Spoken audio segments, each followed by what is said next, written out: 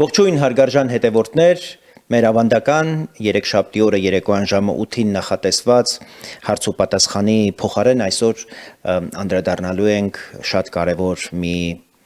նյութի, որը վերաբերում է անցյալ շաբաթավերջին Մյունխենում անվտանգության համաժողովի ժամանակ քննարկված մի շարք կարևոր հարցերին, որոնք էապես եւ խորապես վերաբերում են նաեւ Հայաստանին։ Զրույցը իրականացնելու եմ Գերագույն խորհրդի պատգամավոր իմ շատ լավ բարեկամ Ազատ Արշակյանի հետ, որին ուզում եմ ողջունել, բարի երեկո։ Բարև ձեզ։ Պարոն Արշակյան, վստահ եմ հետևել եք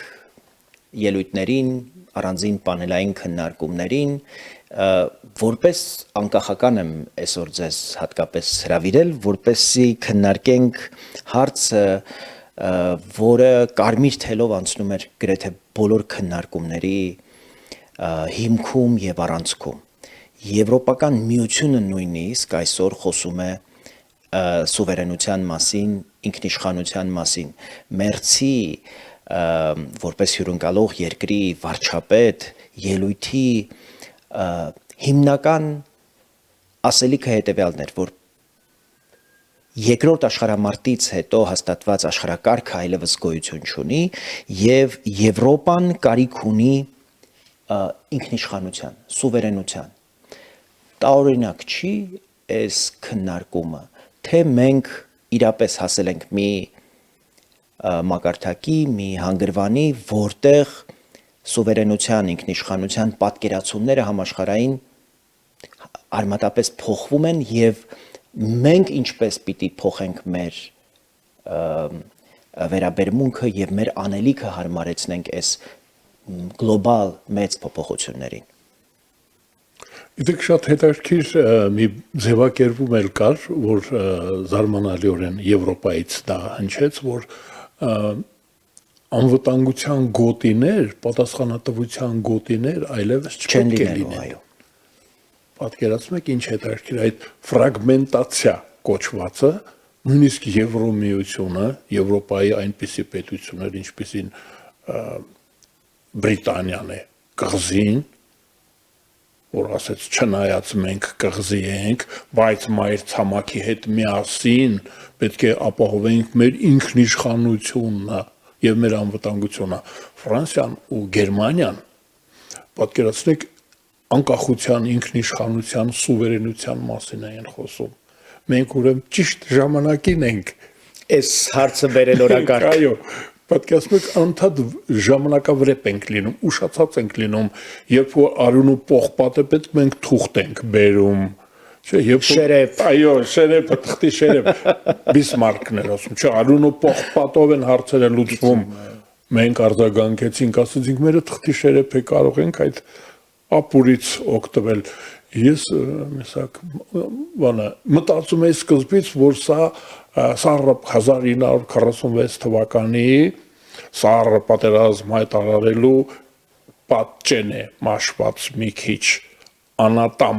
պատճեն, բայց գիտեք ինչ իմաստներ, որ կեցի անկախությունը ու Ամերիկայի Միացյալ Նահանգների արտաքին գործերի ներկայացուցիչը պատկերացնում եք Ռուբիոն ասում է, որ չէ, մի գնացեք, մենք ձեզ հետ ենք, մենք միասին ենք, մենք ձեր զավակն ենք, Միացյալ Նահանգները Եվրոպայի զավակն։ Ծագումը նույնիսկ հիշեց։ Ես վտանգավոր է կորսիկացի է, պարզվում է, մենք մի կորսիկացու գիտեինք ինչ արեց, քաղաքացիական իրավունքը տարածեց Եվրոպայում։ Ես մտածում եմ, որ պետք է այդ տեմպ պահենք, այ մեզ համար դա ուղեցույց, մենք հիմա շատ բան ենք Եվրոպայից վերցրել, շոկե քարշը, չէ, իրավունքները, այսա ֆրագմենտացիա, ուրեմն կեցե անկախությունը ճիշտ ճանապարհի վրա ենք մենք, այ ասենք որ հղում անենք, այ ոնց որ Գերմանիան է ուզում անկախ լինել, Ֆրանսիան է ուզում անկախ լինել։ Եվ ինչպես Գերմանիան ու Ֆրանսիան են խոսում եվրոպական սուվերենության մասին, նույնքան մենք պիտի հավանաբար նաև մեր ինքնիշխանությունը դիտարկենք այդ ընդհանուր համատեքստում եվրոպական ինքնություն, հայկական ինքնիշխանություն։ որովհետև Մակրոնի ելույթի ժամանակ է այնտեղ ներկա մի բացառիկ զգացողություն էր, պարոն Արշակյան, երբ Մակրոնը խորհուրդ էր տալիս իր եվրոպացի գործընկերներին երբեք չխոսել Եվրոպայի մասին որպես թույլ կենտրոն։ Ասում էր մենք պիտի հպարտանանք մեր համալսարաններով, մեր մշակույթով, մեր ստեղծած արժեքներով, որոնք այսօր աշխարհն են շարժում։ Եվ մենք պիտի փորձենք այս բոլորը նաև այս բոլորին ուժ հաղորդել եւ դրանով ուրեմն պաշտպանել եվրոպական ինքնությունը, եվրոպական սուվերենությունը։ Ըստ էության Միացյալ Նահանգների նոր քաղաքականությունը նաև Ռուբիոյի ելույթն էր շատ հատկանշական, հատկապես նախորդ տարի J.D. Vance-ի ուղղակի սահմռկեցուցիչ ելույթից հետո ավելի հուսադրված էին եվրոպացի առաջնորդները, որ վիճակը այդքան էլ ծայրահեղ չէ եւ Միացյալ Նահանգները ու Եվրամիությունը իրար կարիքն ունեն առաջ շարժվելու համար։ Հավանաբար նաև մեկ տարին բավարար եղավ, որպեսզի Թրամփի վարչակազմը հասկանա, որ գլոբալ սպառնալիքները միասնաբար հաղթահարելու այս մոտեցումը քաղաքականությունը այլ ընտրանք չունի։ Եվ ես հատկապես ուզում եմ, որ մենք Երևանից հայացք նետենք, ինչ է սա մեզ համար նշանակում հատկապես։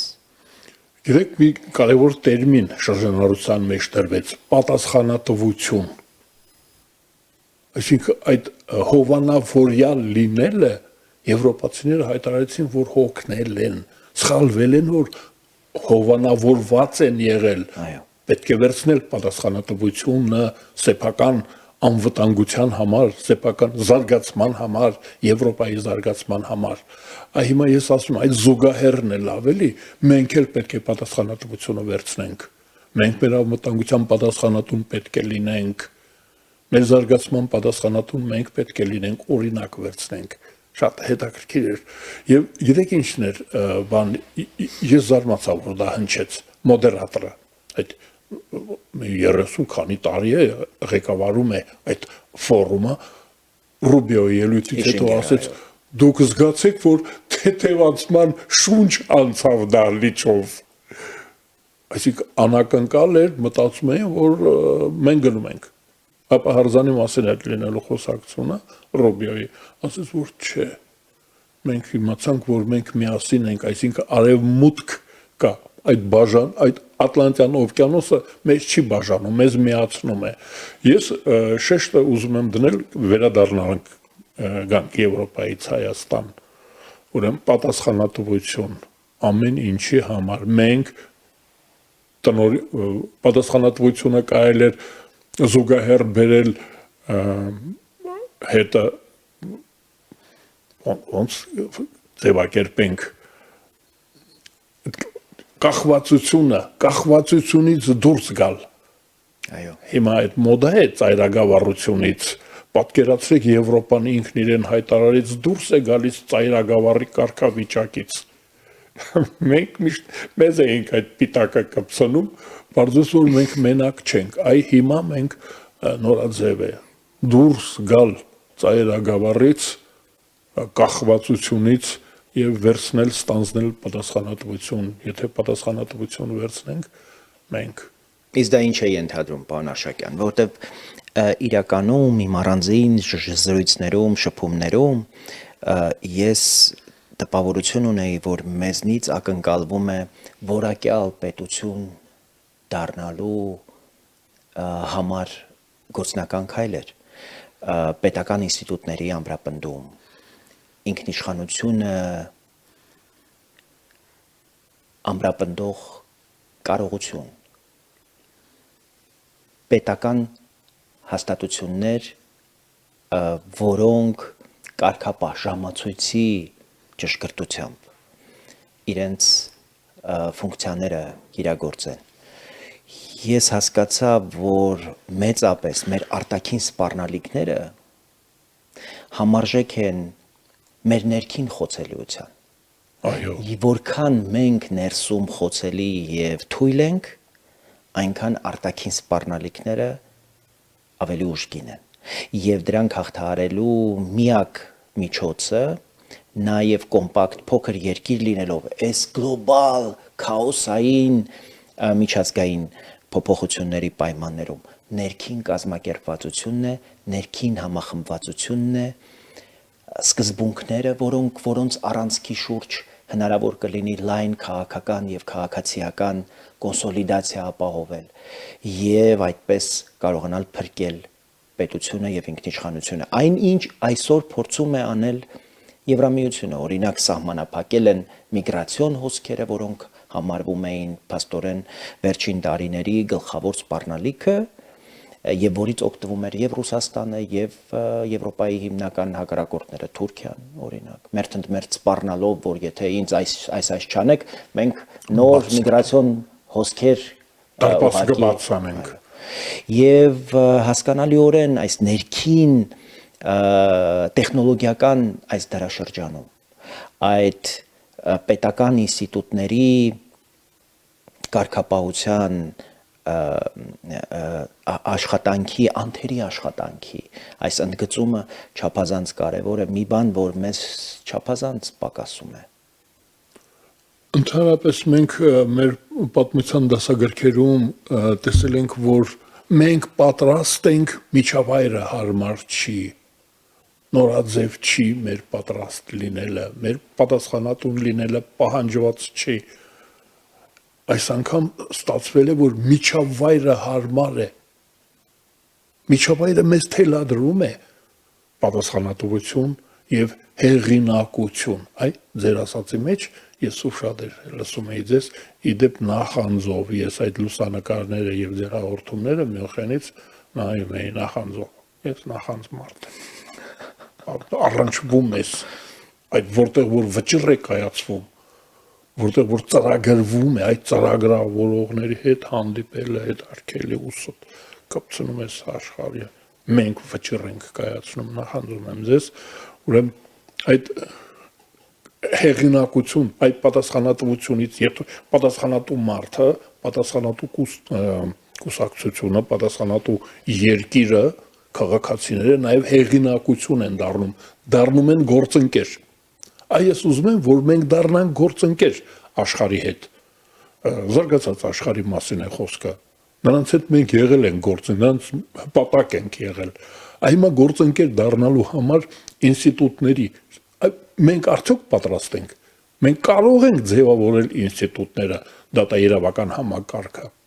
տնտեսական ազատությունները։ Ես ձեզ ասեմ տարրական մի բան, ընտանեկան բռնության մասին օրենքը։ Այդ գործընկերությունը դա է նաև նրանց հետ պետք է համատեղելի լինի զարգացման հետ։ Այո, արժեքների հիմքի վրա այդ ինստիտուտները ամրապնդել։ Իրավունքների, ազատությունների հաշվի առնելով այդ բոլոր այդ հանգամանքները։ Կանոնների եւ այդ բառնել միացնենք, իրավունք եւ կանոն։ Այդ կանոնները լինեն, դրա տակ ձևավորվեն ինստիտուտները։ Ես հատկապես այստեղ ուզում եմ խոսել նաև այն հրամայականների մասին, որոնց առջև մենք կանգնած ենք որպես պետություն եւ դրա մասին հատուկ առանձին խոսվեց մի քննարկման էի մասնակցում, որտեղ Թրամփի խնամին էր, որը հիմա մերձավոր արևելքում Գազայի եւ Աֆրիկյան մի շարք այլ հակամարտությունների գծով խորհրդականն էր, խնամու հայրը, չէ, խնամու տղան, խնամու Թրամփի դուստրը ամուսնացած էր այդ մարդու որդու հետ։ Եվ այդ մարդը լիբանանցի արաբ է եւ հետո իմացա, որ այդ մարդն է եղել խորհրդատուն, որ Թրամփը հերախոսազրույց է ունեցել Արամ կաթողիկոսի հետ։ Եվ այդ հերախոսազրույցի արդյունքում առնվազն Ֆիլադելֆիայի հայությունը իր ձայնը տվեց Թրամփին եւ շատ քիչ այդ տարբերությամբ Թրամփը Փենսիլվանիա նահանգը վերցրեց։ Այսինքն այդ քան նուրբ իմանալ մերձավոր արևելքը եւ այդ զանգի կարեւորությունը Արամ կաթողիկոսի հետ զանգը եւ Միշիգանի հայ համայնքի վրա ազդեց եւ Փենսիլվանիայի։ Բայց ես ուզում եմ շատ ավելի առաջ գնալ, այդտեղ մի հետաքրքիր քննարկում էր խաղաղության մասին։ որ մի կարծեք, որ խաղաղության հաստատմամբ, թեև փխրուն խաղաղություն է հիմա Գազայում, ամեն ինչ ավարտվում է։ Այնտեղ կարմիր թելի նման խոսվում էր, այդտեղի դեպ ներկա էր նաև այդ քննարկմանը բացառիկ մի պանել էր Կարմիր խաչի միջազգային կոմիտեի նախագահը, որտեղ խոսվում էր, որ խաղաղության հաստատումը միայն սկիզբն է։ Այն տքնաջան աշխատանքի, որը կարող է խաղաղություն բերել առհասարակ, որ այդ թղթի վրա որևէ ձևակերպում ոչինչ չի նշանակում,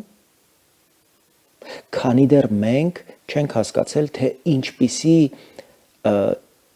ջանք պետք է ներդնել խաղաղության հասնելու համար։ Եվ այդտեղ խոսում էր եւ պետական կառուցակարգերի, եւ ներքին համախմբված գտնվելու եւ այն աշխատանքի մասին, որ պիտի սկսի այն պահից, երբ այդ թուղթը ստորագրվում է, ոչ թե պիտի դադարի այն պահին, երբ այդ թուղթը ստորագրվում է։ Մենք ունենք այսպիսի նաև պատկերացում, որ ամեն ինչ անենք, այդ խաղաղության պայմանագիրը ստորագրի եւ կլինի խաղաղություն։ Ես ուզում եմ, որ մենք այսօրվանից մեր քաղաքական դասը, մեր ամբողջ երկիրը, ժողովուրդը, ոչ միայն Հայաստանում, նաև Հայաստանից դուրս,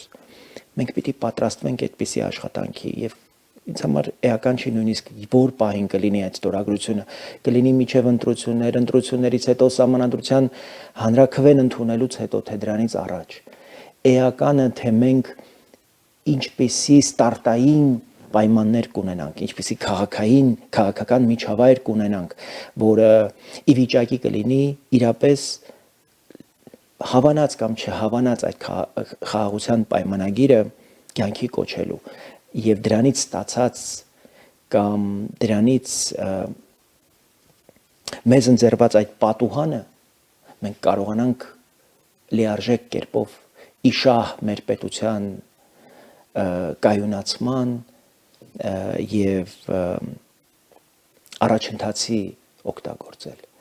Ես շատ պիտի ուզեի, որպեսզի մենք այդ խաղաղության մասին ոչ թե խոսեինք մեր որպես պարգև, որպես մանանա, որպես ընծա, այլ որ դա մեր հավաքական, աշխատանքին տրամադրվելու գործիք է, լավ ասացիք։ Գործիք է, այ գործառույթի, քանի որ գործ բառը ես բանասեր չեմ, դժվարությամբ եմ խոսում, բայց գործառույթին այ խաղաղությունը գործիք է, գործառույթ է իրականացնելու համար։ Մեր պետությունը, ես չեմ ասում հայ ազգը, մեր էթնոսը, մեր ժողովուրդը, այլ պետությունը գործառույթ ունի, թե չէ, այդ մենք կարծես թե այդ ճանապարհի վրա ենք։ Մենք կարծես դա սարքում ենք, գործառույթ ենք ձեռք բերում, ոչ թե լլկվածի գործառույթ, դա էլ է եղել ճնշվածի, խեղճացի դրսից ստացված հրահանգները ուղղակի իրականացնելու, որ մենք մեր գլխի տերը չենք, սպասենք տեսնենք ինչ կասեն Մոսկվայից։ Հիմա մենք համ ասողն ենք, համ կատարողը։ Այո, պողպատ եւ արուն եւ արժանապատվություն, այսինքն մենք մի քանի բան այդ պողպատին եւ արյան, այսինքն խաղաղությունը ենթադրում է ուժի դիրքերից, այ հիմա մոդայիկ է, մենք անդադար վերադառնում ենք այսօրվա օրակարգին, ուժեղ լինելով մենք կարող ենք խաղաղություն ունենալ, ուրեմն ուժը ենթադրում է այ հավաքականություն, չանենցյան բանը բերենք, հավաքականության մեջ է մեր ուժը, մենք շատ տարբեր ենք ու շատ լավ է, որ բազմակարծիք ենք, բազմաձևություն կա, բայց հավաքականություն պետք է լինի գործառույթի համար, առաքելություն ունենք, թե չէ, այ մեր հիմա օրակարգում դա է առաքելություն, գործառույթ, ֆունկցիա կա, թե չէ, այդ ֆունկցիան գտնելու համար խաղաղությունը որպես գործիք պարտադիր է, վասալության, ենթակայության, ճորտության, ծայրագավառության պայմաններում քո գործառույթը պիտացելն է սրեդան է, սնուցելն է ինչ-որ մեկին, կատարել ինչ-որ մեկի ծրագիրը, ուղղություն ես մտածում եմ ու փնտրում եմ եւ ձեր նմանների վրա է իմ հույսը մտավորականների այ մենք անդադ խոսում ենք ռեալ պոլիտիկի մասին չէ որ հողի վրա տեսնենք պողպատը ուր է չէ արյունը ուր է քրտինքը արյուն պողպատ եւ քրտինք քրտնաջան աշխատանք է պետք երեք դիվել է պրոլետարներ բան եւ այլն ուրեմն մտավորականությունը գործ ունի այ գաղափար այ փոխնախագահը երբ որ եկել էր Հայաստան հետաքրքիր է չէ ասես ես իրացիոնալ ծրագիր ունեմ ուխտագնացեմ դա էլ հետաքրքիր է գաղափարը թե իրականությունը մատերիան թե իդեան չէ հիմա մենք այ իդեայի կարիք ունենք ես հույս ունեմ որ կծնվի այդ իդեան բացի այն ինչ որ ծնելա Մեսրոպ Մաշտոցը Կարծում եք, որ իդեան այնուամենայնիվ պետությունը չի։ Պետությունը գործիք է։ Ասում ենք հայապահպանության համար։ Դա մենք ներքին խնդիրն է, բայց տարածաշրջանի համար, աշխարհի համար նույնպես պետք է մեր պետությունը արդեն գործառույթ ունենա։ Օրինակ Խաչմերուկ ծրագիրը։ Դա էլ հետաքրքիր է։ Իսկ հարմար չի Հայաստանը որպես խաղ, Ստամբուլը, Կոստանդնուպոլիսը, չէ։ Իրական։ Հա, Խաչմերուկ է, էլի, չգիտեմ, Դարդանելը, Խաչմերուկ է, ես չգիտեմ, Նեղոսը, բայց իդեան որ կա Խաչմերուկի, այսինքն մենք վստահելի գործընկեր, այդ դա պետք է լինի, մենք վստահելի, այն հին հռոմեացիները մեզ տվել են այդ տերմինը, վստահելի գործընկեր ենք մենք, ես կուզենայի, որ մեր գործառույթը այս տարածաշրջանի համար առնվազն լիներ վստահելի գործառույթի վստահելի գործընկերոջ գործառույթ, այսինքն բոլորը իմանային, որ չի կարելի մեզ անհանգստացնել, որտեղ մենք կարևոր գործ ենք անում, իրենց բոլորի համար մենք հավաքատեղի ենք կամ ես չգիտեմ, այ դուք ասեք։ Այսինքն թանկացնել Հայաստանի վրա որևէ հնարավոր ագրեսիայի գինը։ Շատ թանկ պետք է լինի, իրենց կորուստը պետք է լինի, այսինքն իրենք պետք է ոչ միայն կստանան պատասխանը, ես դրա համար ասում եմ պողպատ եւ արյուն մենք անձնազոհ ժողովուրդ ենք, այնենք պետք է իմանան, որ իրենք են կորցնում։ Եվ այլն, մի խոսքով գտեք։ Դա մեզնից կախվածությունների ավելացումն է։ Մեծապես այն ինչ անհանգները մեզ առաջարկում են եւ էներգետիկ համագործակցության եւ նաեւ տեխնոլոգիական համագործակցության առումով։ Պարոն Արշակյան, դուք ինչ եք կարծում, մեր քաղաքական դասը ինչքանով է պատրաստ այսպիսի մեծ տրանսֆորմացիայի, որովհետև ներսում մենք քաղաքական համախոհություն չունենք շատ կարևոր հարցերի շուրջ եւ առանց այդ համախոհությունը գտնելու, առանց այդ ներքին համերաշխության գալու ինչքանով մենք ի վիճակի կլինենք համազգային օրինակ օրակարգեր առաջ մղել։ Նախ հիմա երկու հիմնարար հարցեր են մեր առաջ դրված՝ ռուսները փաստորեն եւ ռուսական կոնցեսիայի հետ կապված երկաթուղու արդեն խնդիրներ ունենք, արդեն այնքան ծանր իրավիճակ է, երբ վարչապետը անթաքույց խոսում է այն մասին, որ ռուսական կառավարումը լուրջ խնդիր է ընդհանրապես այս ծրագրերը առաջ մղելու համար եւ չի բացառվում, որ այդ կառավարման պատճառով ուղղակի Հայաստանը դուրս մնա այս բոլոր ծրագրերից, այդ թվում նաեւ խաղաղության Խաչմերուկ նախագծից եւ ամեն ինչ մեզ շարունակեն շրջանցել, որտեվ ռուսները սպառնալիք են եւ ռուսների հետ ոչ ոք չի ուզում գործ ունենալ, առավել եւս ռուսական կառավարմամբ երկաթուղային այդ համակարգի հետ հույս չեն ուզում կապել։ Երկրորդ Շոյգուն այն նույն Շոյգուն, որ մեզ պատմում էր Ղարաբաղում թուրքերի հետ փայլուն օպերացիայի մասին, ասաց, որ ուրեմն մենք այսպես ասած չփորձարկված մոդուլային ռեակտորի շինարարությունը բավական սպառնալիք կդիտարկենք եւ համապատասխան միջոցներ ձեռք կառնենք, զգուշացնելով, որ եթե ռուսական առաջարկը մերժենք եւ ամերիկյան ուրեմն տեխնոլոգիաներին ապավինենք, դժվարություններ կունենանք։ Հիմա այս երկու ճակատներով ես այնքան չեմ կարևորում ռուսների այս բավական սպառնալից հայտարարությունները, որքան ավելի թե մենք ներսում ի վիճակի ենք օրինակ հավաքական ամբողջ քաղաքական դասով ասել ո՞ն դուրս շպրտվեք, մենք ենք որոշողը, դուք չեք։ Մենք ենք որոշողը ինչ չափով ձեզ հետ պիտի աշխատենք եւ ինչ չափով պիտի աշխատենք մյուս գործընկերների հետ, որովհետեւ ուղակի այլևս այս քաոսային աշխարհում գոյությունը հարատևությունը պահելու ուրիշ միջոց չկա, քան դիվերսիֆիկացնել հարաբերությունները շատ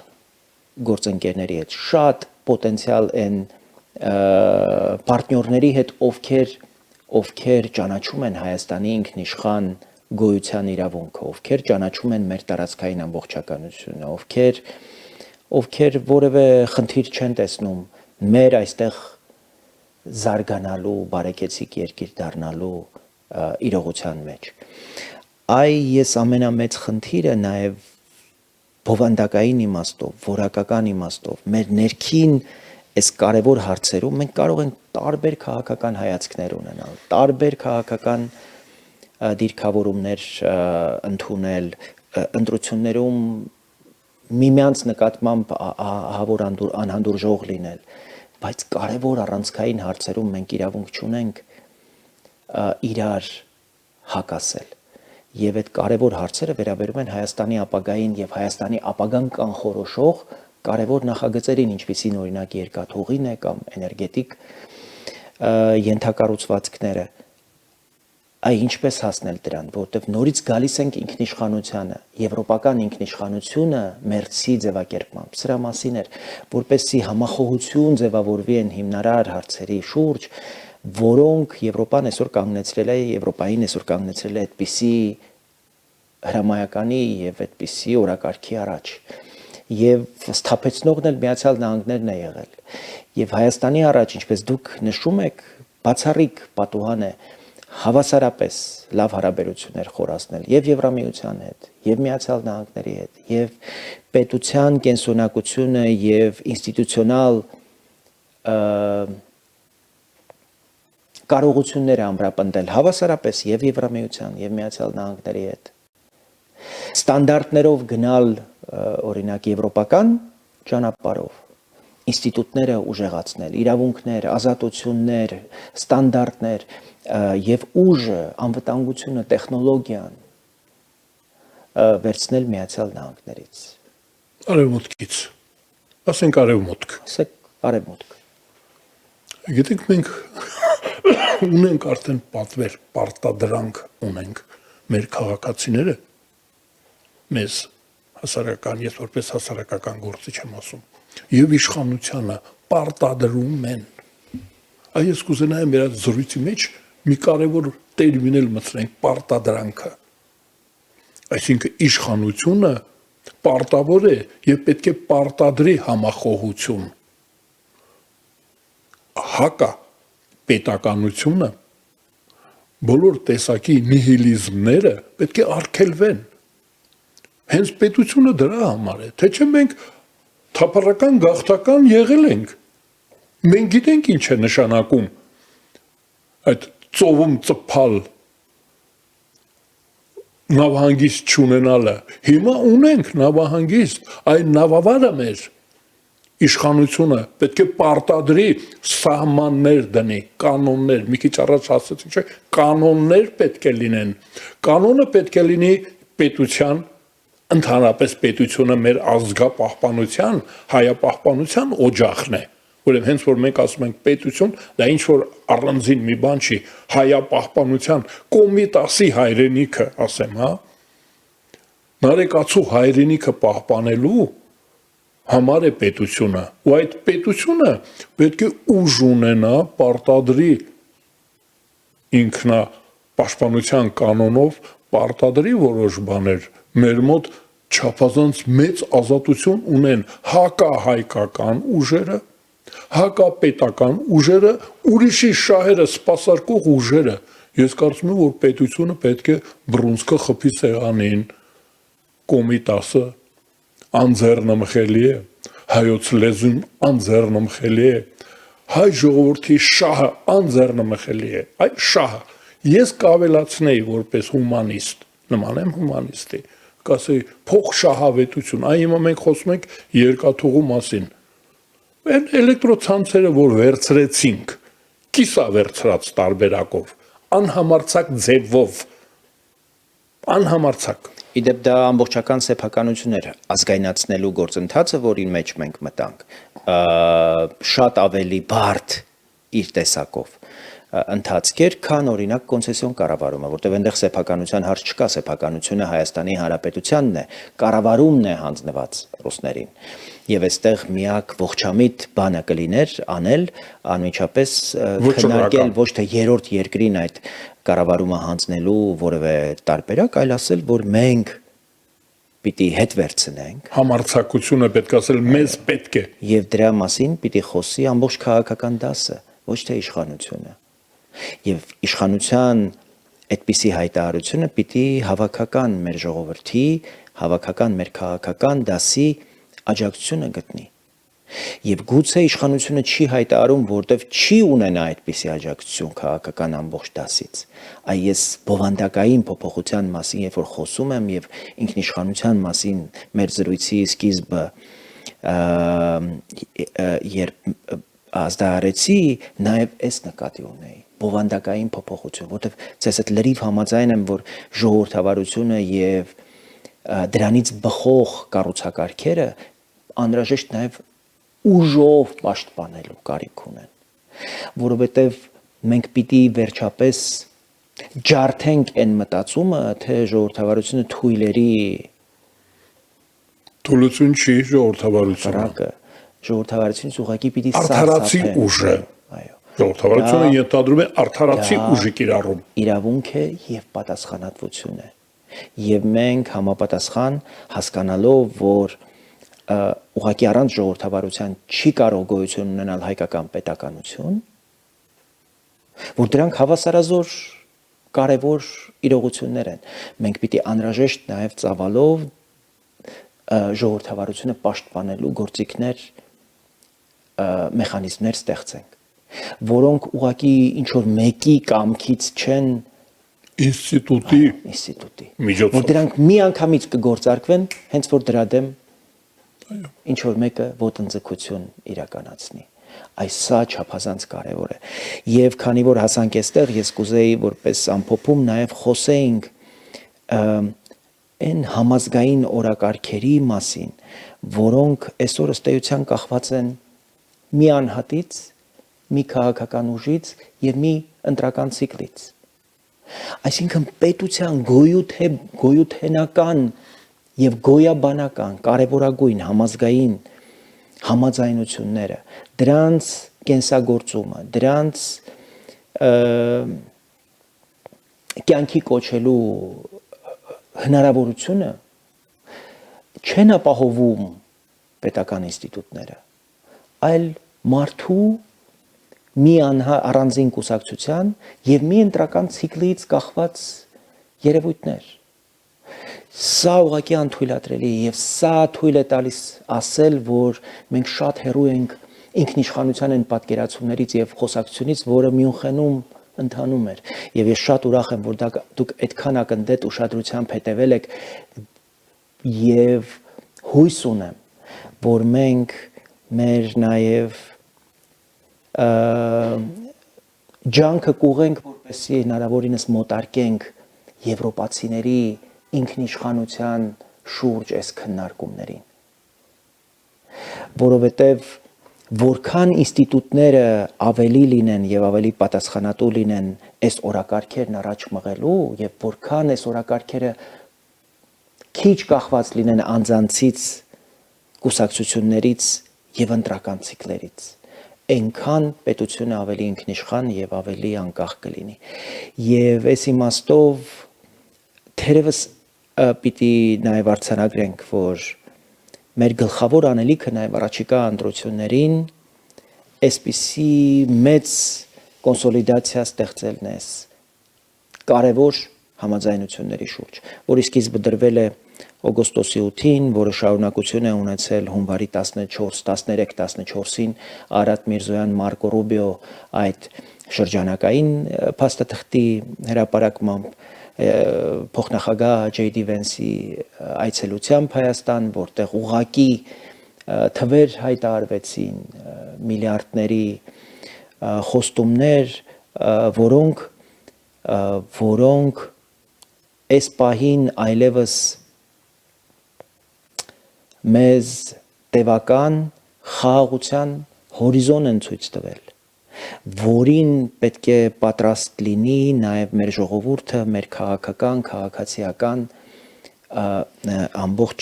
համքարությունը սպասարկել այդ օրակարգերին։ Սրա շուրջ կուզեի, որպեսզի ձեր մտածումները կիսվեք։ Սկսենք տխուր բանից, որ կարևորագույն միջոցառմանը մեր պաշտոնյաները չէին մասնակցում, այ երկրորդականը եւ առաջնայինը, կարևորը եւ անկարևորը պետք է զատվի մեր Մասնակցում էին ներկուսակցական ընտրություններին, օրինակ։ Ինչ պակաս կարևոր կամ ասենք սրբապղծության, թե սրբազանության, այսինքն հարցեր, որ միջնադարում պետք է լուծված լինեին։ Ես շատ դժգոհ եմ, որ մեր կարծիքը չհնչեց։ Մենք բանուն էինք ասելու, որպես հենակետ քաղաքակիրթ աշխարհի այս անքաղաքակիրթ, թույլ քաղաքակիրթ, հին քաղաքակրթության ավերակների վրա տարածաշրջանում մենք բանուն էինք ասելու ու չասեցինք, ներկա չէինք, այ բացակայել ենք։ Բժշկի թուղթը, ծնողի թուղթը, որ ներկուսակցական քվեարկություն ենք անցկացնում, ցուցակը դնեիք, գրեիք։ Մենք մի քիչ առաջ քննարկեցինք, չէ՞ որ կամային հարկավոր է մշակույթը ընդհանրապես պարտադրանք է։ Քարանձավից մենք դուրս ենք եկել հենց դրա պատճառով, պարտադրվել է։ Ուրեմն ես կուզենայի, որ այդ մի հոգին ինքը իրեն ունի, չէ, իր կոչը ունի, դուխով մտներ։ Ես մեր համակիրները, որպեսզի չկարծեն, թե մենք արկածախնդիր ենք։ Ես ասեմ, որ այսօր Ռուսաստանը մեր կարիքը զգում է, շատ է զգում, կախվածության մեջ է մեզանից։ Դրա համար են այդպես շշուկով խոսում, շոյգուն շշնջաց։ Հարգանքով։ Մարիա Զախարը շշնջում են մեր ականջին, նրանք մեր կարիքը զգում են, այ որ էլեկտրոցանցերի այդ բանը կասեցվեց, ինչ աշխարհը փուլ եկավ, չէ, երկաթուղին էլ կարելի է վերցնել, գազամուղն էլ կվերցվի, ես որպես սեփական փորձի տեր մարդ ասում եմ, 1990 թվականին բոլորը վերցրեցինք, եւ ինչ, շնորհակալություն ասեց Ռուսաստանը, ասեց, «Не будем кормить», ասենք, մենք մեզ կկերակրենք, ձեզ էլ կկերակրենք, վերցրեցինք, ոչինչ փուլ չեկավ, կարելի է վերցնել երկաթուղին, մեր շահի համար, մեր երկրի շահերը պահանջում են, մեր երկրի շահը, այստեղ որևէ կոռեկտություն, որևէ հավատարմություն եւ այլն պետք չի։ Ես մի քիչ հետ գնացի նախորդ հարցին, պարոն Բաբաջանյան, կներեք։ Ես ուզում եմ ասել, որ նրանք ճիշտ այնպես, ինչպես 1941 թվականին քույրեր, եղբայրներ, 1914 թվականին քույրեր, եղբայրներ, աղանդավոր չենք մենք հիմա իրենց համար։ Հարկավոր է պահանջել այ համարձակություն դուխով։ Որ գրել էին ճակատներին, այդ դուխով գնացեք, մեր բաժինը ուզեք, հարգարժան կդառնաք։ Այ մենք դա ենք քննարկում, չէ՞, մենք։ Չէ, ի վերջո, բայց մենք 2018 թվականին նաև միջոցներ էինք ձեռք առել, քննչական գործողություններ տեղի ունեցան, առնվազն $60 միլիոն մի քանի տարվա խախտումները արձանագրվեցին, հետո Լավրովը ոռնաց Հայաստանում բոլորը որոշեցին, որ այդ գործով այլևս որևէ զարգացում չպետք է թույլ տալ եւ ամեն ինչ վերջացավ։ Ես ուղղակի դուք ասում եք կարող ենք, իսկ ես ասում եմ ուղղակի դա այլ ընտրանք չունի։ պարոն Արշակյան, Այո։ եթե մենք դա չենք անում, Մենք կորցնում այս ենք։ բոլոր ձեռքբերված համաձայնությունների գինը զրոյանում է։ Հայաստանը եթե չի դառնում հանգույց, Դառնում ենք նորից ծայրագավառ։ դառնում ենք կույրաղիկ։ Ծայրագավառ է Ինչ են անում կույրաղիկը։ կույրաղիկը, այսինքն մի օր դու Ինչ որ մեկը կկտրի, կհատի, խիրուրգը։ էսա։ Չենք ուզում դա։ Հիմա նա ով շահագրգռված է Հայաստանը վերստին կույրաղիկ դարձնելու, նրան օպերատոր ենք դարձրել հայկական երկաթուղու։ Ու չափազանց էական ու կարևոր է, որ այստեղ ներսում մենք ավելի շատ համախոհություն կարողանանք այս գաղափարի շուրջ ստեղծել։ Էլի մենք կարող ենք տարբեր պատկերացումներ ունենալ, լիբերալ լինել, ազգայնական լինել, կենտրոնում լինել, որտեղ կուզեք լինենք, բայց պետությունը եւ պետության շահը, պետության ապագան եւ հարատեվությունը չի կարող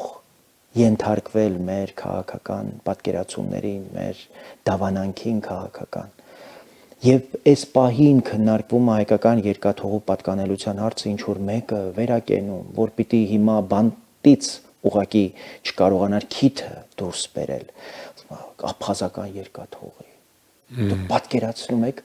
անբարոյականության, այսինքն մեր հնարավորությունը եկեք տանք ռուսներին, թող իրենք վրացիների հետ ձեռք բերեն պայմանավորված Անպատասխանատու մեկը, անպատասխանատու, որ պետք է պատասխանատվության ենթարկվի, անպատասխանատու հայտարարություն է անում։ ցուցմունք տալու փոխարեն։ Հիմա Քննիչի ինքը հետ պիտի ցուցմունք տար, բայց ինքը հայտարարություն է տալիս։ Եվ ցուցում է տալիս, ցուցմունքի փոխարեն ցուցում է տալիս։ Եվ սա իհարկե տխուր արձանագրում է, որ անում ենք, բայց կարևոր է, որ այս քննարկումը ունենում ենք եւ կարևոր է, որպեսզի մեր հայրենակիցները նաեւ համաշխարհային այս կարևոր քննարկումներին համարժեք ձայներ լսեն Հայաստանում եւ համարժեք այս ընթացքը այն նույն նարատիվների, այն նույն ձևակերպումների, պատկերացումների կիսումը տեսնեն Հայաստանում, որտեղ դա չափազանց կարևոր է։ Ես շատ շնորհակալ եմ այս հնարավորության մասին, որ դուք ձեր ժամանակը այս ուշ ժամին տրամադրեցիք եւ մենք մեր ավանդական հարց ու պատասխանի այս կարևոր ժամը նվիրեցինք